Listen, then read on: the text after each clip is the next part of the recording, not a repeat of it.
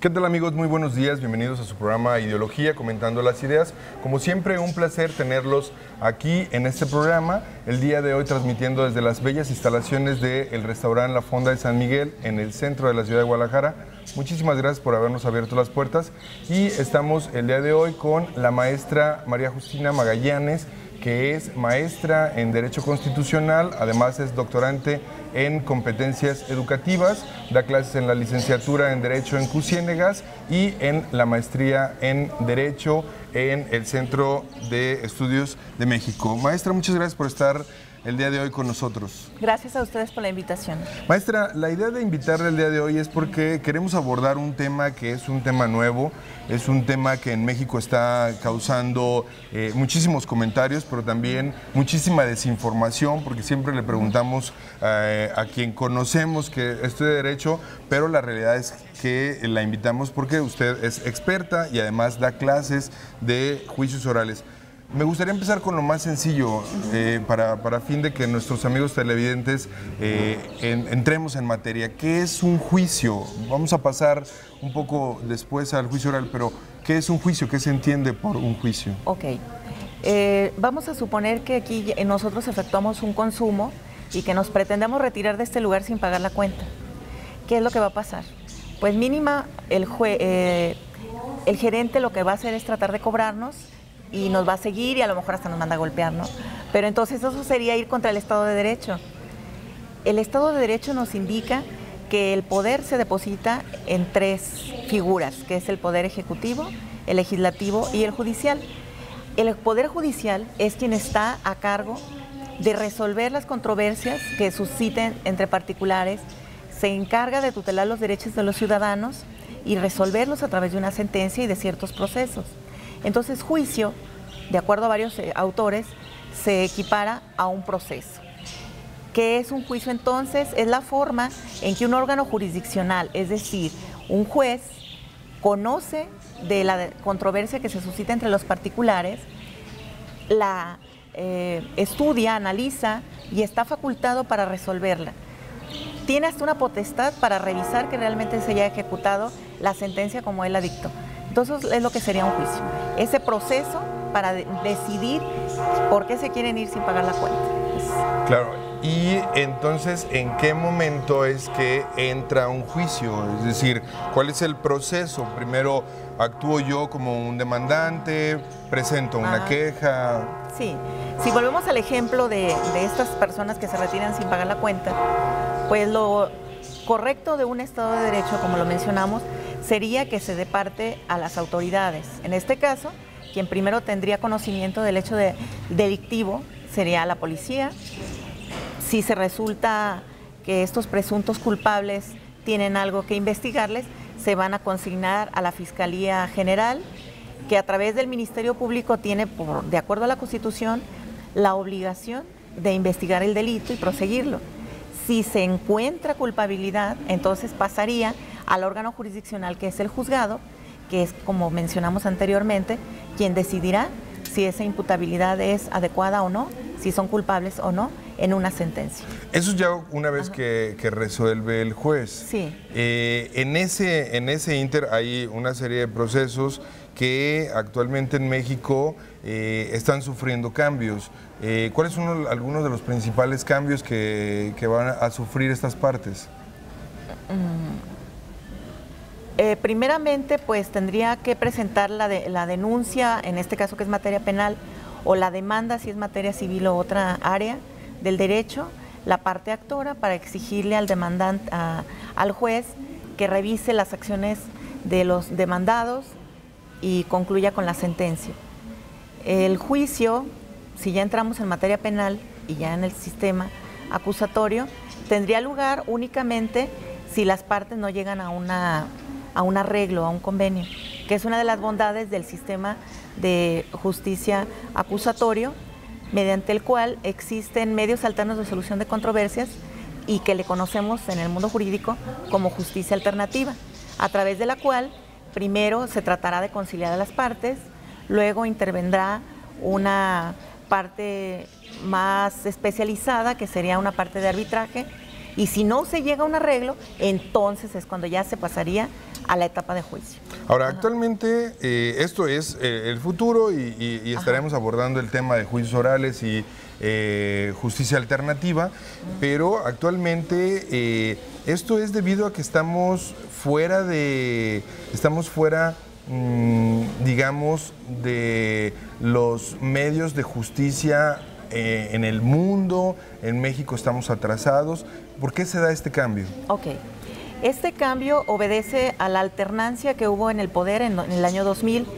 Entonces se procura darle respuesta a todas aquellas quejas y aquellas necesidades de la sociedad mexicana en cuanto a la justicia penal, que hasta entonces y hasta el día de hoy pues está plagada de irregularidades en cuanto a corrupción, en cuanto a lo que le cuesta al Estado cada reo, a lo largo que son los procesos judiciales, a la impunidad, al aumento en las estadísticas de los delitos.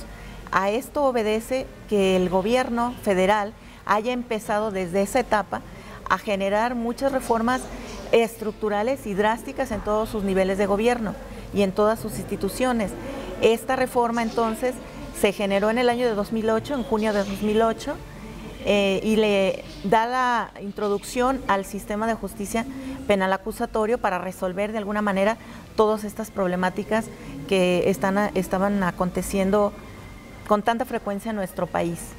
Pero y son muchas irregularidades. Yo creo que el público o la mayor parte del público está familiarizado, está relacionado con esta película, ¿no?, de Presunto Culpable, en el que, queriendo o no queriendo, ¿no?, se demuestra o se lleva a la palestra todo este tipo de irregularidades que usted menciona. Sí, aunque la reforma data de años anteriores a la película, la película viene y le pone el dedo en la llaga a un sistema que todos sabíamos que tenía fallas, ¿no? Así es, así es. Y en este caso, ¿es lo que acelera el proceso o era un proceso normal ya de este tiempo? Bueno, esta reforma se da en 2008, pero si nos vamos a los tratados internacionales, por ejemplo, pues tenemos tratados que datan de hace 60 años. O sea, los principios que regulan a este sistema, como sería el de presunción de inocencia o los rectores que se encuentran en el artículo 20 constitucional, que son de publicidad, que son de continuidad, de concentración, de inmediación. Estos principios que regulan a este sistema, pues no son nuevos, ya están en algunos de esos tratados internacionales.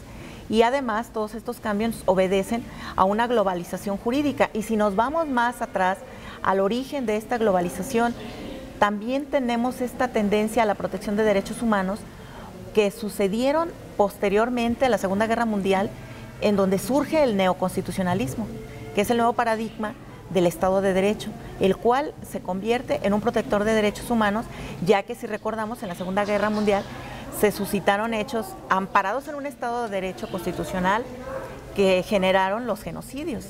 Había un Estado de Derecho, había una Constitución y sin embargo se degeneró en los genocidios. Entonces la ONU se reúnen y tratan de subsanar estos problemas, ideando retomar el justnaturalismo y con el neoconstitucionalismo ver unas nuevas maneras de el Estado de Derecho.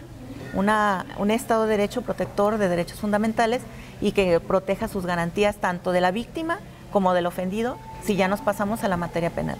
No, y estamos hablando de que, como usted bien dice, hay tratados internacionales de los que México forma parte desde los años, desde la década de los 40 o desde las décadas de los 50 y que apenas lo acabamos de poner en el primero constitucional, ahora en el año de 2011. Entonces, sí llevamos un atraso. Muy grande. Muy grande. En este caso, esto viene a cambiar toda la parte de los primeros, de la primera fase o el primer bloque de articulado de la Constitución en materia de derechos humanos y en materia de garantías constitucionales anteriormente ahora llamados derechos fundamentales. Así es, así es. Más que nada en este sistema que comúnmente se conoce como de juicio oral, pero en realidad técnicamente pues es el sistema acusatorio adversarial. se nota, entre otras de sus bondades, ya hablamos de presunción de inocencia y otros principios, también se está hablando acerca de una defensa técnica, se está hablando acerca de una protección a la víctima, las salidas alternas, que son los medios de solución de controversias de la justicia alternativa. Tiene muchas bondades y, como usted lo menciona, efectivamente tenemos un gran atraso. Este atraso además obedece a diferentes situaciones.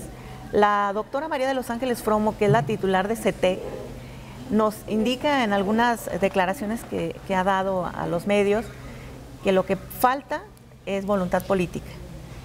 También se advierte, de acuerdo al CIDAC, Centro de Información para el Desarrollo, que en cuanto a la implementación de este sistema ha habido muchos problemas porque no se hace un seguimiento del recurso que se le entrega a las entidades federativas y no se sabe cómo llegó a desempeñarse realmente el operario judicial o el operario del sistema. Tampoco se da un seguimiento a esta capacitación, no se le está entregando una información a la ciudadanía y no se conoce el sistema realmente. Entonces estas violaciones van a seguir mientras no se capacite suficientemente o se profesionalice a todos los operarios. Otra parte de que no esté funcionando es que los abogados no tienen los conocimientos que se requieren, los litigantes particulares. Maestra, vamos dejando en pausa esta parte, amigos. Estamos en Ideología, comentando las ideas. Vamos a unos anuncios de nuestros patrocinadores. Regresamos en un momento con este muy interesante tema que es juicios orales, que es como lo conocemos todos, pero que nos va a ampliar la maestra un poco más después del corte. Muchas gracias, regresamos.